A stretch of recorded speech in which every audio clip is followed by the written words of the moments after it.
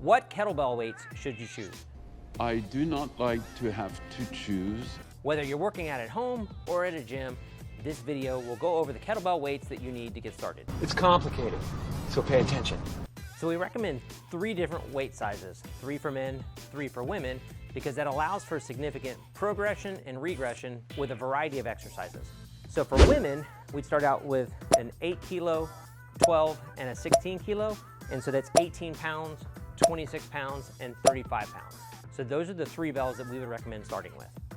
And for men, we recommend a 16 kilo, 20 kilo, and 24 kilo, and that translates into 35 pounds, 44 pounds, and 53 pounds, respectively. So for both men and women, starting with these 3 weights will give you a really good variety for swings, presses, goblet squats, a wide variety of exercises that allows for both progression and regression. That's it? That's it.